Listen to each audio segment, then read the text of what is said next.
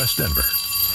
Sleep deprived and heavily caffeinated. All right, let's do this then. This is the Jeff and Bill Show. I don't agree with that. They don't always agree, but hey, at least they have coffee. Coffee. And each other. I love you, man. God help us. I want to bless him. We need all the help we can get. Now here's Jeff Hunt and Bill Thorpe. The Jeff and Bill Show on News Talk 710 KNUS.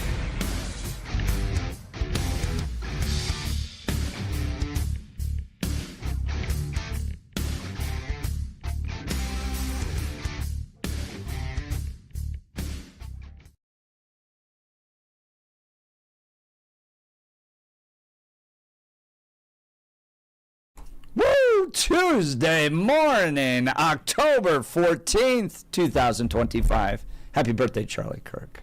We miss you. We love you. You have tuned in to the Jeff and Bill Show, News Talk 710 KNUS. Bill's out this week. Got some stuff going on. So I said, let's push that progressive conservative debate discussion all the way up to 11, like they do on Spinal Tap. And that's what we're doing this week with a great lineup of co-hosts. Yesterday, Ted Trimpa. Absolutely fantastic day. Lots of discussion, lots of phone calls, text messages. Now today, Deep Singh Badesha. He is a political strategist here in Denver, and even kind of at the... Are you a card-carrying DSA member? I am. I am a member of the Democratic Socialists of America of Denver, yeah. There you go. So we're going to even push that. Ted would even be a card-carrying member of DSA. Yeah, I listened to the show yesterday. I was like, man, I disagree with Ted on a lot of things. He had the scale. Someone called in about where are you on 0 to 100. I'm like, I don't think you can actually put the scale like that. But I'm not here really to talk about left versus right politics. Yeah. I think it's the bottom versus the top. You know, so let's bridge some gaps. That's what I want to talk about today. It's going to be a really fun day. Grateful to have you. By the way, you're a new dad.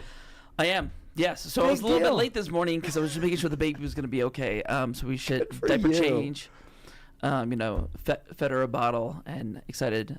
She's sleeping right now. So by the time I'm back, hopefully I'll do the next feeding. Oh, look at you jumping in. That's great. Yeah, we're very blessed. This is your first one, right? First one, yeah. So baby girl. you're in a fog. We'll I am slightly sleep deprived. That is true. We're gonna preview everything by saying, Deep is a brand new father. We've all been there. Where I can't even remember. It's such a fog in my life, that period where they're so young. And you're just trying to hang on. You got your job responsibilities and a brand new baby, and you're caring for your wife as she's recovering from everything. So good for you. Yeah. You're a little bit like Taylor Swift, that when the rubber meets the road, you become a social conservative. I'm not sure if that's true. I'm not even sure if that's true for Taylor Swift, actually. So I was claiming it. When I was like, T Swift, she married the high school football star. One man, she's getting married, she's going to be a wife, all that, So I think that's still very traditional liberal can. values, still very left values to have a family and to take care of it. The question is, can you do that on one income, right? Can you do that while still living in America? So I don't know. I think my side's trying to push for more family values than your side is. We're going to kick it off early this morning. I love it. Deep Singh Badesha is going to be joining us all morning. And as always, you can join us by giving us a call at 303-696-1971 or texting us on the Dan Caplis Law text line at 720-819-5115. Now is time for News and Comment with Blake Olson. Blake Olson. Blake Olson, News and Comment.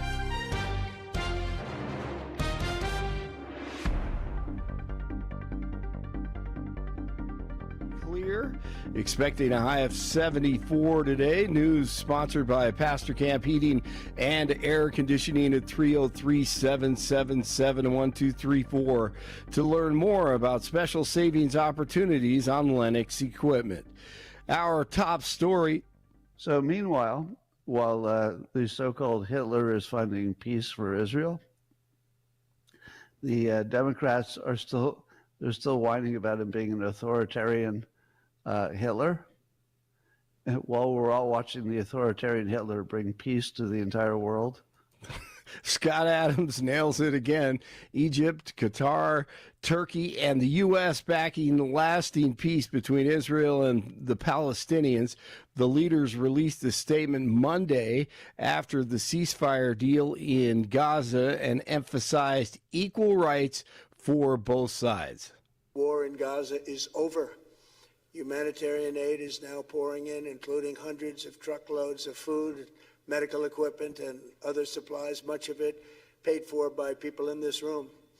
Civilians are returning to their homes. The hostages are reuniting. I mean, it's beautiful. I'm just watching it backstage. The level of love and sorrow, I've never seen anything like it. It's amazing when you see they haven't seen their mother, their father. They haven't seen them in such a long time, and they lived in a tunnel, a very little tunnel, very deep. And the level of love is just incredible. It's a beautiful thing to see. It's, in one sense, it's so horrible that it could have taken place, but in another sense, it's so beautiful to see a new and beautiful day is rising. And now, and obviously an incredible day for DJT yesterday, and just minutes ago he's posting on True Social to Time Magazine. He did not like the photo of him, the low angle photo of him from behind. He said that they disappeared his hair, and it looks like a little miniature crown on top of his head. So yeah, it is kind of a different looking photo on Time Magazine. He liked the article, but he didn't like the cover photo. I understand. After a day like yesterday, you could see why. You know what? Give me a good photo. And of course, the naysayers. There are plenty of them out there. Here's one on Air Force One. Declaring peace for the whole Middle East. 3,000 years of peace. you want more people to be killed? What do you want, another 400,000 people to be killed? Is that what you're looking for? In terms of the risks in Gaza, we're already seeing Risk. So you mean let them fight on for another couple of years and let some more buildings fall down on top of people and keep it going? No, we did it the right way. We did it. I think our timing was perfect, actually. in terms of Yep, I agree with him. So the reporter, of course, was this the right time to do it? And Trump's like, yeah, let's stop killing people, all right? How about we see no more lives lost? Senate greaseballs roll back to the Capitol today for another push to end the Schumer shutdown. House Democrats meeting to talk about their next steps. How about just end it right now? You can do that, Dems. The White House will be hosting a celebration, of course, for Charlie Kirk this morning and his life today on his birthday. DJT will be posthumously awarding Kirk the Presidential Medal of Freedom, and the president of Argentina, Javier Milei, at the White House also today. That is also an absolute must-see. The man who crashed and killed a Golden police officer last year has reached a plea agreement to a number of charges. Fox 31 legal analyst Christopher Decker says the case underscores the stakes when a public servant is killed in the line of duty. All vehicular homicides are tragic, but anytime we have a public servant like a state trooper or a police officer that's injured in the line of duty, just showing up, doing their job, it's particularly tragic. Amen to that. Stephen Greer pleaded guilty to vehicular homicide, DUI, and vehicular assault. He was accused of causing a chain reaction crash on Highway 58 last November, leading to Officer Evan Dunn's death. Greer faces between 4 to 18 years in prison when he's sentenced in January. All right, the Avalanche beat the Sabres last night 3-1. They are 3-0-1. Great start for them. Monday Night Football, the Falcons upset the Bills 24-14. The Bears, big win over the Commanders 25-24. 43 in Castle Pines, 42 in Arvada, 45 in Denver. Jeff and Billy continue, and Deep Sing in for Billy. He's a new father. Congratulations.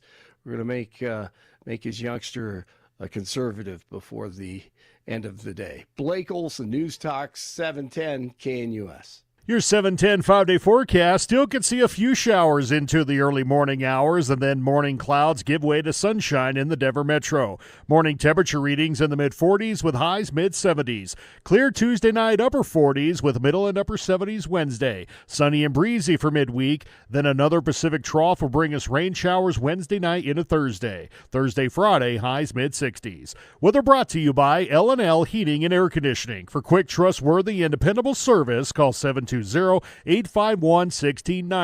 or visit them online at besteverhvac.com. Meteorologist Don Watzel in the 710 KNUS Weather Center.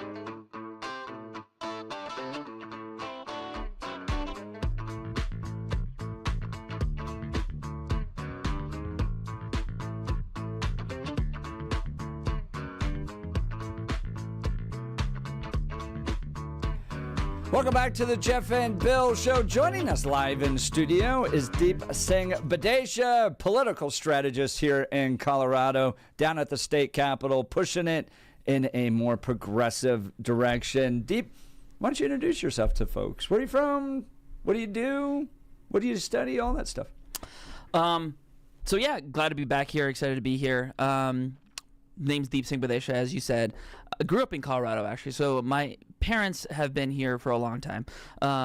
My family's been here for a long time. So actually, my great-granduncle got to America in 1929 in California. So my dad's family has been kind of in the Central Valley for a long time. So we're coming up at 100 years in 4 years. So it's really funny when folks are like, "You're not even from here." I'm like, family's been here for almost 100 years. Yeah, you're pretty good. Like, I'm here longer than most of you all. So by way of New York City, where my dad was a taxi driver, he was an irrigation ditch layer and a fruit picker in California before that. Ended up in Colorado Springs, Colorado when I was a baby. So I moved here when I was about 8 months, 11 months old, and grew up in Colorado Springs. So I grew up in Colorado Springs, and maybe we'll talk a little bit about my political evolution in the future. But growing up in Colorado Springs, I grew up kind of conservative. You know, my parents, my mom voted for Clinton, but then she voted for Bush twice. And I kind of grew up like a libertarian. And I grew up a little bit conservative. But I did really like Barack Obama. And then I kind of went to this like Tea Party wave. And from Barack Obama, I went to an Occupy Wall Street saying like, hey, these bankers are bankrupting my neighbors. Yeah. And then from there, I went to like a libertarian and be like, no one's going to take care of these people. We should let them shut down. Tea Party-esque movement. I was a huge fan of folks like Bobby Jindal and Nikki Haley, because I looked around and they're like, these are Punjabi folks, these are Indian folks winning elections in the South, and it looks like they could have some real leadership. So I was kind of in that ecosystem for a bit, and then I sort of got indoctrinated, as someone would say, in college. But I kind of woke up to the realities, right? I saw what was going on, and from there I became a Democrat and more lefty, became a Bernie Sanders fan, and then the rest is history. So now I worked as a teacher, worked as an organizer, went to law school, started off my legal career clerking at the Colorado Supreme Court. So I have some background in the law there, hopped around the executive department and the legislative department. Now work as a lobbyist and also side hustle on campaigns, doing strategy for more of the lefty Democratic things. So I really focus on a lot of primaries, not as much general elections. So it's a new thing in Colorado, but it's been fun.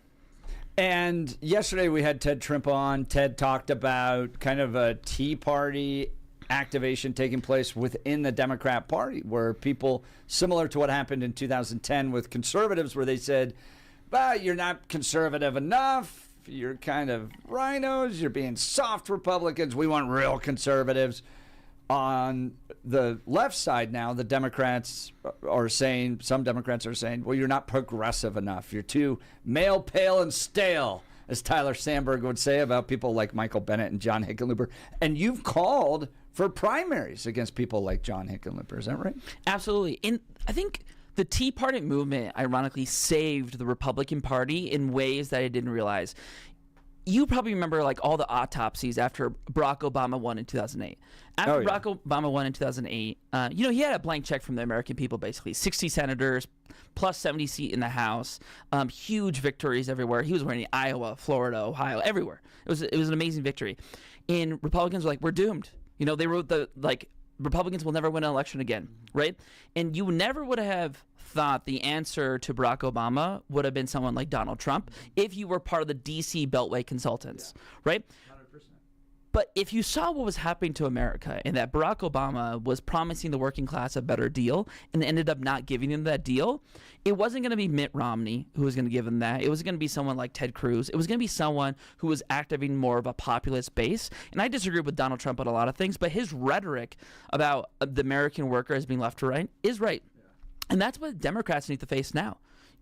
Democrats have been in charge of this state for however long, right? Well, at least a decade, total control. And their style of politics isn't working. And at the national level, we're getting our asses beat by, can I say asses? We're about to find out. Okay on that one. There's some words, no, we can't. Yeah, broadcast radio, but go ahead.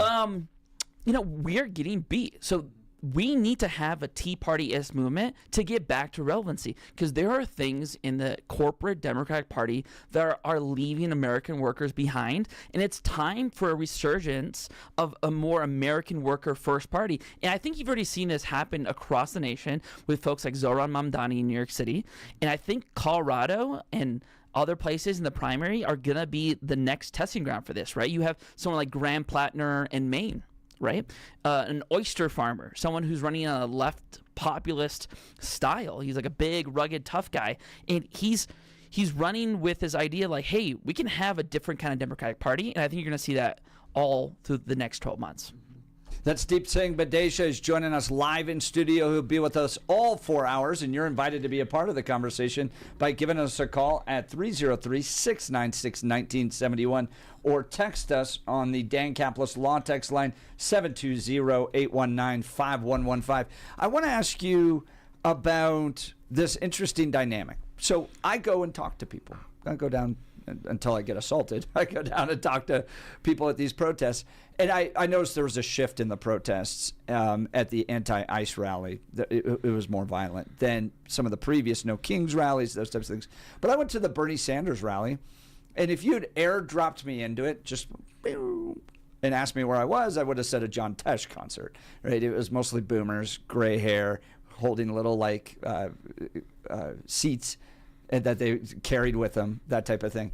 Not radical purple-haired socialists. So I go down there, and there's 30,000 of these folks down at the Civic Center Park to see Bernie Sanders. I go, wow, this is a big movement. And to give people context, Barack Obama, 75,000. Mitt Romney pulled in 9,000 at Red Rocks at his biggest rally. Bernie Sanders, 30,000. So Bernie Sanders is the biggest political turnout since Barack Obama in Greek columns at Mile High Stadium in 2008. Okay. And then they elect pale, male, and stale. Mike Johnston, John Hickenlooper, Michael Bennett, Phil Weiser. Like, there's a mold there, okay, that gets elected in Colorado. They wear jeans and blue shirts, and they're very boring. So I'm watching AOC.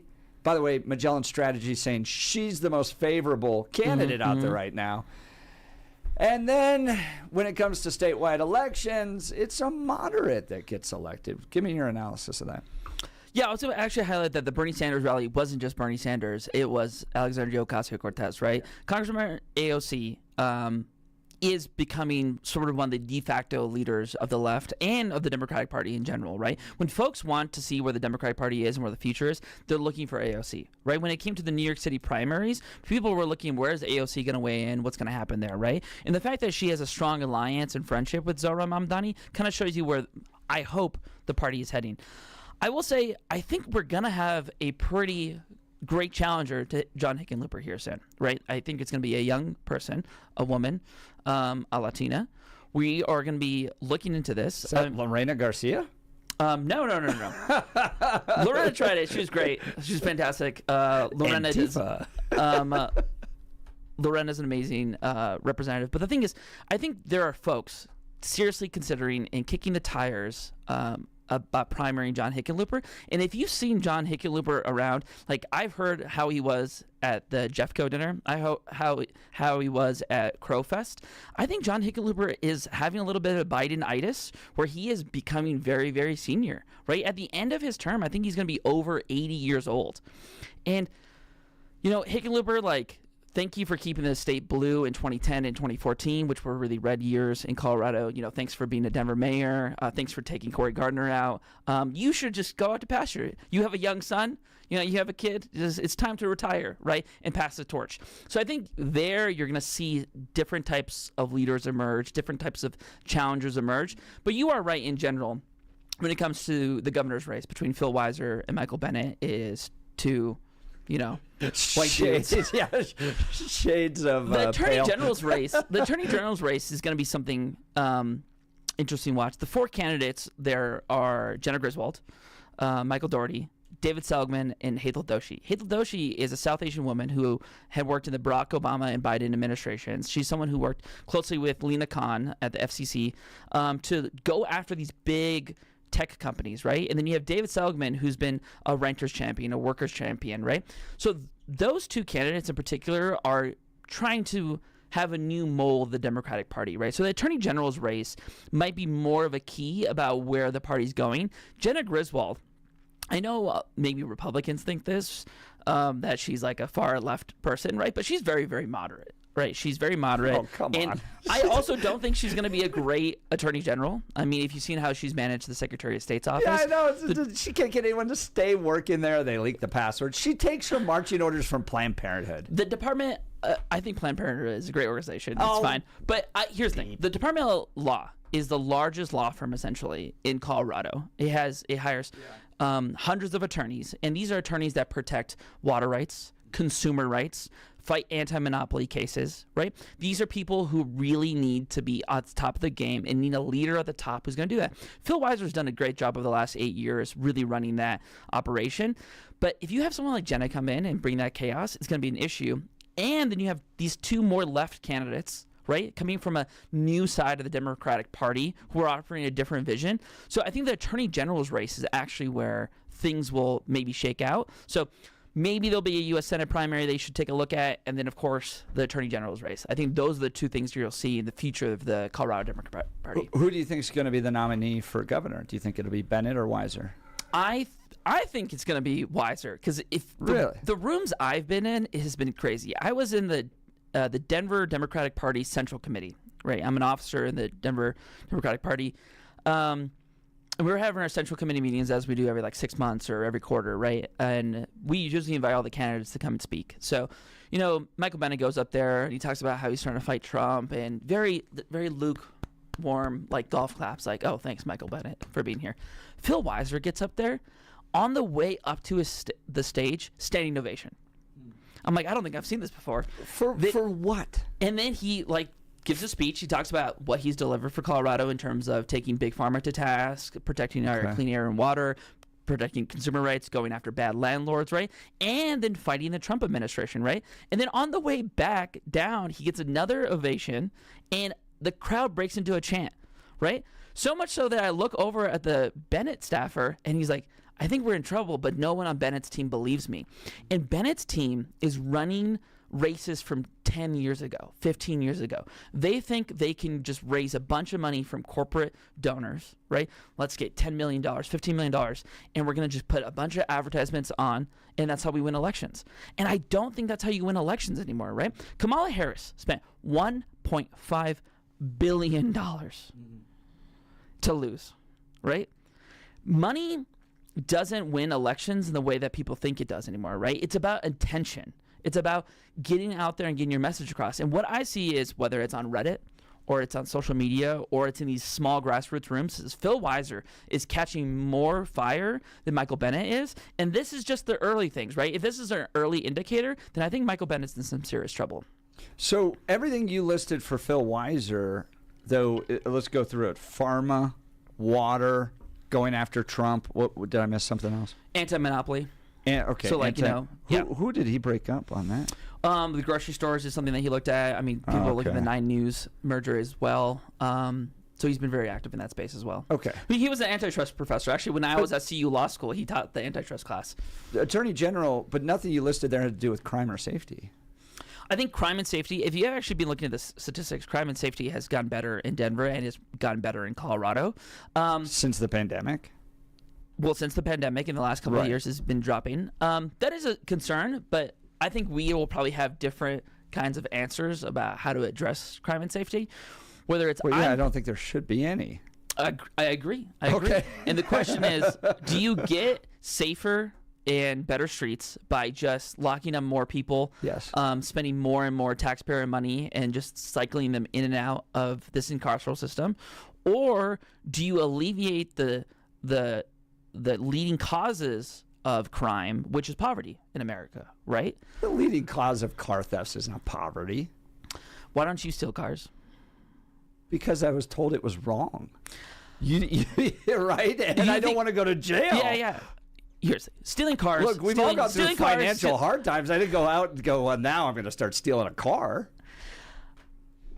And there are ways to crack down on the auto thefts. There's ways to crack down on the bicycle thefts, right? There's ways to crack down on that crime. And that's something that the Attorney General can speak to his record on, and Michael Bennet can try to speak to whatever record he would have in the U.S. Senate about that, right? When it comes from my branch of the Democratic Party, right, and we're looking at how do you actually make communities safer, right? That starts with providing them a good level of life that they're willing to, that they wouldn't want to squander with crime, right? Crime isn't something that someone just goes and does without necessity, right? It's something that we need to prevent by making sure people have good jobs, that people have good homes, that people have other purposes in life. And you've seen this across the board and across the countries is when young men cannot get employed, right? When young men and women can't get deployed, don't have good jobs, they will turn to other ways to provide for their families. That line of argument could hold if it was just about getting resources.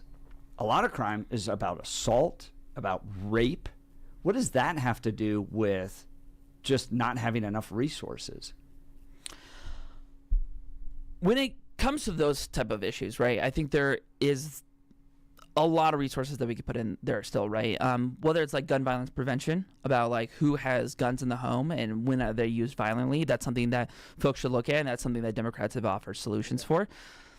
And that is something that happens in both red communities and blue communities, in rural communities and urban communities, right? And that is part of the American experience that we need to tackle. Gun violence? Well, gun violence is. Domestic violence mostly happens in blue communities. That's not necessarily true. Per capita, like Omaha versus Chicago, bro. Per capita, it also happens in rural communities, and it also happens in red states. Actually, if you look at the statistics, people think that Chicago and New York City are the highest in terms of gun violence. They're not per capita.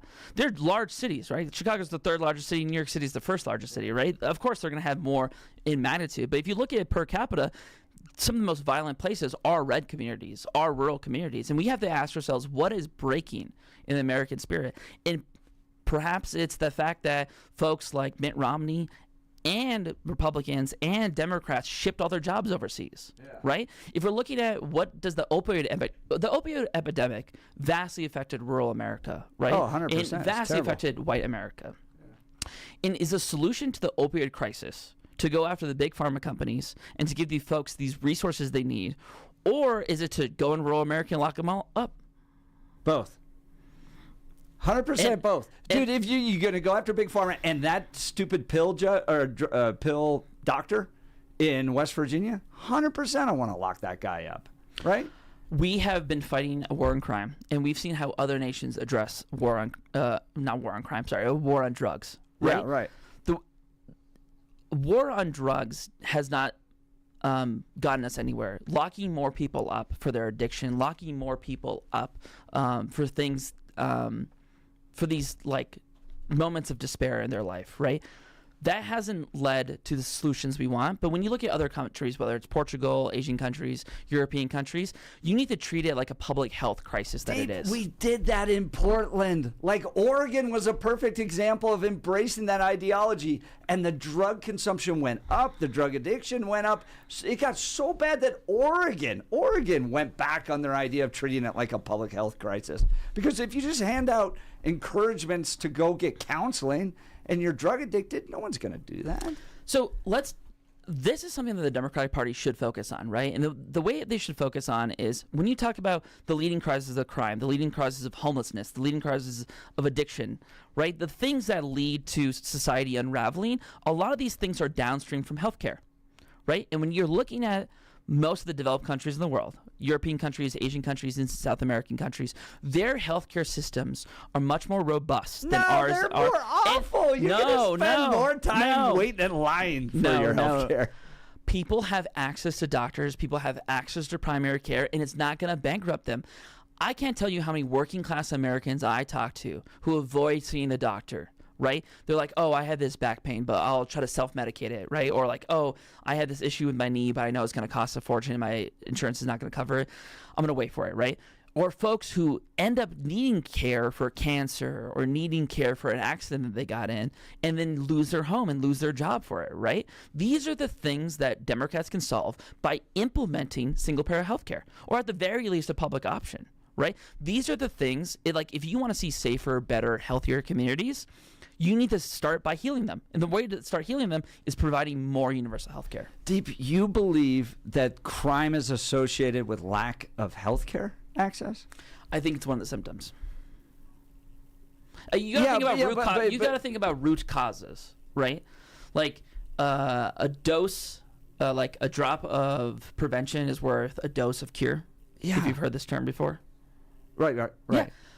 You need to be addressing the underlying causes, right? If you're just rotating people in and out of an incarceral system, right, where we're spending hundreds of thousands of taxpayer dollars, right? Your taxpayer money goes to fund a prison industrial complex that just takes folks off the streets, into the jail, back into the streets. When you're spending all this money on this, what I'm saying is, why don't we treat the underlying symptoms that have gotten us here, right? And it's not just healthcare. Right? We're talking about how the American workers have been exploited, right? How oligarchs and billionaires have concentrated monopoly power so far that unions can't stand up, that workers now are paid less than they were 20, 30 years ago.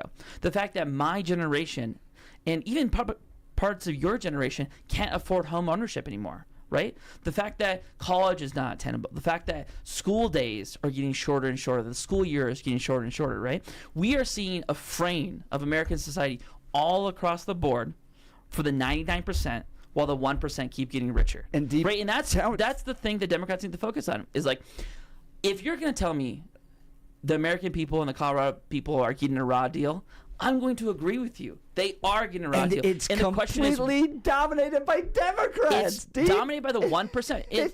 Let's talk about how did we flip this state blue, in your opinion? Okay, how did Colorado go blue? Few aspects of it, right? Because it's not just a magic pill. It was serious investment from a handful of people: Jared Polis, Pat Stryker, Tim Gill. And what's their net worths, right? roughly? Oh yeah, no, they had a lot of money to spend. Yeah, right, and that matters. But I also think our state has really bought into this oppressor versus oppressed mentality. Like when I go down and talk to these people at protests, they believe in this kind of, there's an oppressor out there and we really need to fight it. And the best way we do it is by taking everyone's tax dollars and giving it to the government. I don't necessarily think more and more taxes and more government services is how we alleviate this problem. But aren't you a socialist? The way that we solve this is by giving people more about their labor that they already do, right? Right now, people's labor is being exploited, and taxes oftentimes feel like that exploitation of it, right? If you're an American worker right now and you see your federal taxes go out, right? And you see your Colorado taxes go out, and then you hit a pothole, Yeah, or right. you get sick, or your family gets sick, and you get you go bankrupt because of the healthcare treatment, right? And your schools aren't as funded as they should be, right? And your college still costs a fortune. You're like, what am I getting for this tax dollars, right? Meanwhile, you see that the 3 most wealthy zip codes in America now are outside of D.C. Yes. And you see this D.C. 100%. elite class do it, right? And you see Democrats on one end say, like, hey, that's fine. You know, status quo, it'll trickle down to you. But then you see Republicans like a Donald Trump come in and say, hey, you know, those guys are getting rich, and I'm going to try to make sure you get rich too. Mm-hmm. That is labor exploitation, and only one side is talking about it right now. My solution is to make sure people have more access to their labor, right? And if they do pay taxes, they finally get the services that they deserve. Well, why not just fewer taxes? I think if we're going to talk about fewer taxes, one of the things we should do is less of a military-industrial complex, right? It's something that actually the Republicans have pivoted and taken over the issue, and Democrats have. You right now were fighting that our taxpayer dollars shouldn't go to fund healthcare, right? For illegal immigrants. Here's the thing. Our taxpayer money right now goes to countries like Israel that have universal healthcare, that have fully funded college for their citizens, but we send our taxpayers money. While Americans do not have health care, while Americans do not have access to good, high-quality education, to a country that has both, so that they have bombs to kill kids. And if you're an American worker, You're not aiming at kids. Come if you're on. an American worker and you see that level of exploitation, whether it's your tax dollars or the fact that your boss is driving up in a Maserati while you haven't seen a substantive salary or hourly wage increase, you're going to be mad at the system, right? And a Democratic Party that's not addressing those things is going to fail. Yeah, and that goes back to the original point that we were debating about these upcoming primaries. I do want to ask you this, though.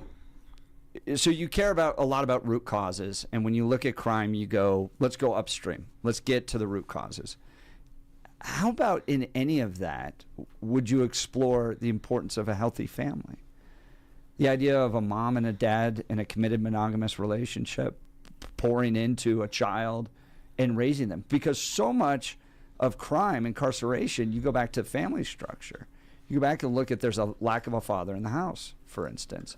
So you seem very quick to run to solutions that would require government solutions.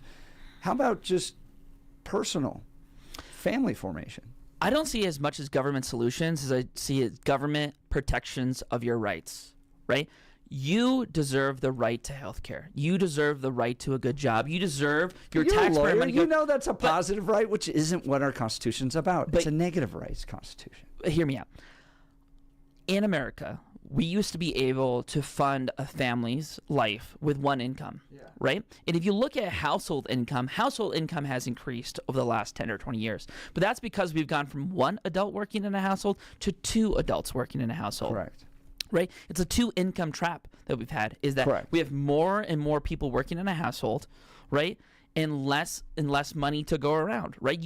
It's hard to imagine, if you're part of my generation, buying a house and having kids with a single income unless you've done extraordinarily well, right? So what I am talking about is pro-American family things, right? We should be able to afford a wife, 2 kids, a husband, whoever you choose as your life partner, and kids, and a house on one income. I agree with you, but Deep, that's not why men are abandoning their families in leaving moms to raise the kids, just because the financial stress of it is. So why not encourage men to stay with the women that they're having kids with, build a family, and in doing that, you're going to create stability, because just because you're poor doesn't mean you're going to go commit a crime. But if you don't have a dad around, there's big social impacts to that. So why not just encourage that? Going back to the war on crime, right? If we were talking about what happened to fathers in homes, especially what happened to fathers in homes in low-income communities, right? They were targeted by law enforcement. They were targeted by even like federal law enforcement to go into communities and to gut these communities. Then we ask ourselves, what happened to the fathers in the communities, right? What happened to... Hold on. You're saying that the effort to break up the family was intentional by law enforcement? I don't have to tell you that it's intentional. I could give you a couple books and research studies and evidence from the government that it was intentional, right? Whether you look at the Latino communities, the Black communities, the Native American communities, it was an intentional separation of these families. And then down the line, people go, like, what happened to these families? Well, ironically, it was government intervention, right? Deep, you're saying law enforcement's the reason why in urban communities you have such high single parents? I would say the exploitation of these individuals, and of course, I think the school to prison pipeline that targets a lot of men of color, particularly boys of color, and the targeted drug enforcement that you saw in Black and brown communities, of course. Wow. But there are ways to go back and fix these things, right? There are ways to make the family stronger, and the way you can start doing that is by paying American workers their fair share. How does it make sense that in a time of rising prices, right, a time of inflation, that oligarchs, billionaires, capitalists, these stockholders made record profits while American workers got none of the shares? You think that's going to get men back into the household, as if they just make a living wage? They'll stop a thriving wage, a living wage, of course. Multiple relationships. Okay, we're... Oh man, I'm just looking at the text messages. Jammed or super hot text messages this morning. Thank you. Deep is joining us live in studio for the entirety of the show. Give us a call at 303-696-1971, 303-696-1971, or text us on the Dan Caplis Law text line. We're going to be hitting off all day. Deep Singh Badesha, political strategist, also a member of the Democrat Socialists of America, so you know it's going to be hot today. You're listening to The Jeff and Bill Show, News Talk 710, KNUS.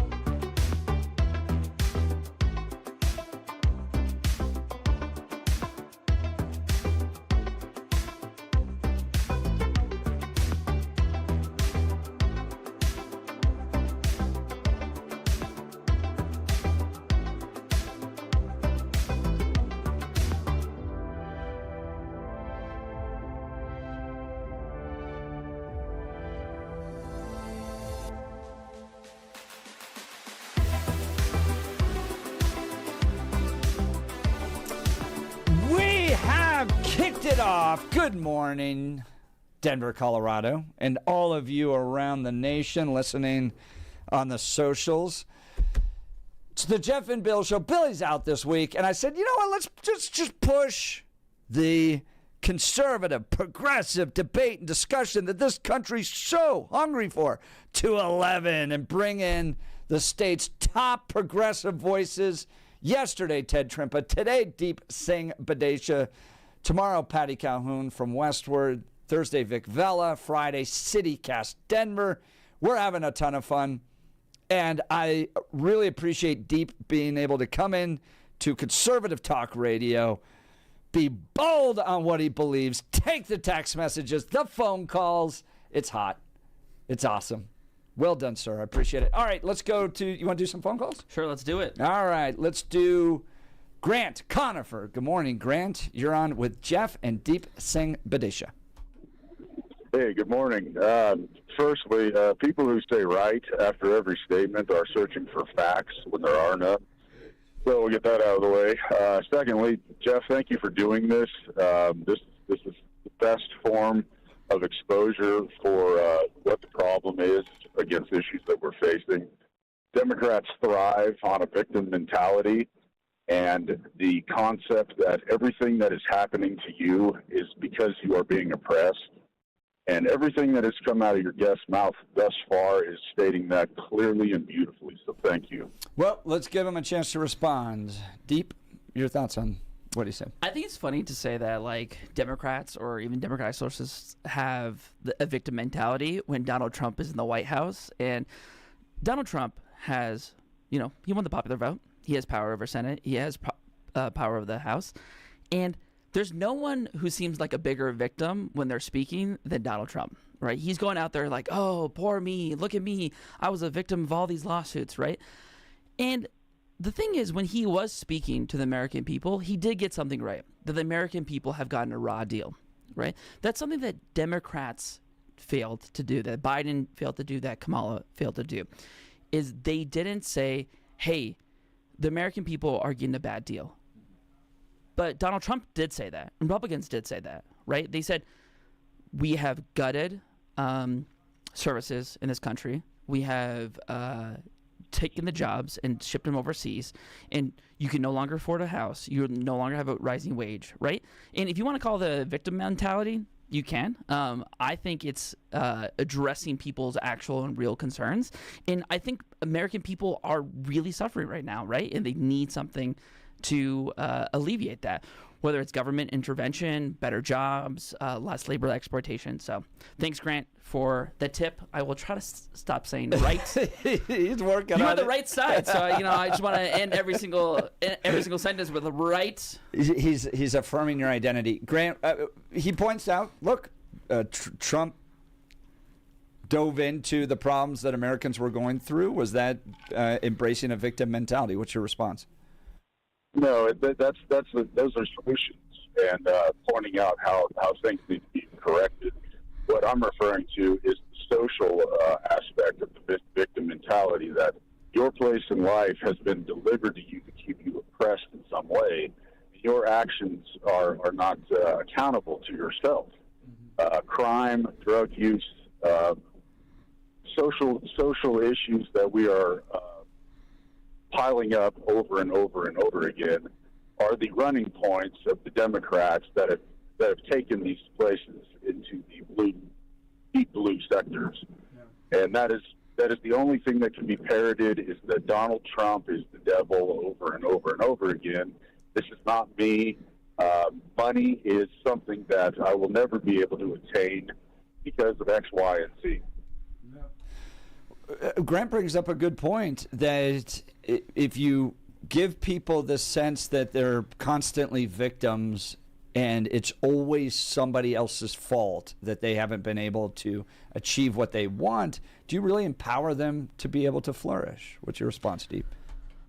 In America, we've actually had an experiment about what happens when different communities of color, immigrant communities, are faced with similar crises, right? When the black and brown communities were faced with drug exploitation, and those communities got into a cycle of both violence and drug exploitation, people would say, well, that's broken families' faults, right? That's absent fathers. And then when it came to rural America suffering an opioid crisis, right, you see the same exact people who were blaming those people like, oh, that's a cultural issue. When it came to rural white America who had the opioid crisis, they're like, well, that was the doctors. That was Big Pharma, right? On both ends of these, I see the larger system at play, right? That corporations are trying to make money and politicians are trying to get elected, and the people who suffer are the American working class, whether you're black or white, right? You can call that a victim mentality, or you can call that solutions mindset, which, Grant, I love that flip, where it's like, Donald Trump is not a victim. He's a solutions-oriented guy, which I'm like, if you have a solution, that means, you know. So, good switcheroo, Grant. I'm going to take note of that. Good switcheroo. No. This is how we're solving things, and this is how Democrats will sidestep everything, is by pointing out that a solution to something is actually an oppressive move. When we know that every move that has been made to keep America stagnant has been made by regulation of Democrats. So this is great stuff. I'll let you guys go, but I appreciate what you're doing here. This is how we actually come to understand what not to be. Thank you. All right, Grant from Conifer, appreciate the call. His line will be open, by the way. Give us a call, 303-696-1971. Look at you. You got full phone lines, brother. Go ahead. Respond. An interesting thing that Grant said that I want to like double tap on, and it's this fascinating cultural moment that I'm trying to understand around Trump and how Trump operates, right? He's not necessarily a fiscal conservative. He's not necessarily a libertarian. He's hard to actually plot on a political axis. The only thing that Donald Trump cares about is himself, his own power, his ego, his legacy, those things, right? Oh, come but those things lead to a lot of different solutions around the ideological spectrum. Yeah. For example, if I was to go up to Republicans like Grant and say, if America is going to invest into a steel company or a chip company, American people deserve 10% of that. I think they would scream, that's communism. That's nationalizing a company, right? 100%, but when Donald Trump does it, that's a great deal, right? So there is this interesting mindset where I'm trying to understand the mental gymnastics that folks will do for Donald Trump and why that doesn't extend to other folks. And that is something that Donald Trump has really tapped into. What's your take on that? Look, it's a fair critique to go that in politics you don't have logical consistency across the board, right? No, I don't think Donald Trump has logical consistency. You could definitely say that about Kamala Harris. I think she's consistent. She does whatever the donors want. By the way, did you read her book? 107 Days. I feel like I need to read it, but I feel like I'd suffer through it. It's hell hath no fury. Yeah, like a woman's. I just want folks to know I'm not a Kamala Harris fan. She could have done remotely better than Donald Trump in some areas, but I think she got $1.5 billion. It's like the Democratic Party is like 3 consultants in a trench coat. They're just like shifting money around. That's the line of the morning right there, by the way. I look at our failure to understand principle-driven politics as our failure of our education system, right? So if you actually ask people what is our country, they'll go, it's a democracy. And you go, no, it's a constitutional republic. I go back to our failure in civics, our failure in education to create principles by which we want to drive our politics. But I'm also open to the idea that sometimes you need to explore new ideas. So, for instance, we're at bump out here. I was a Bush-supporting neocon. I've changed my mind on that. I think trying to create little democracies everywhere in the world fails. So you got to be open to changing your mind on that. But we'll continue this conversation live in studio. Deep Singh Badesha joining us. He's a socialist. We're debating it all. You're listening to The Jeff and Bill Show, News Talk 710, KNUS.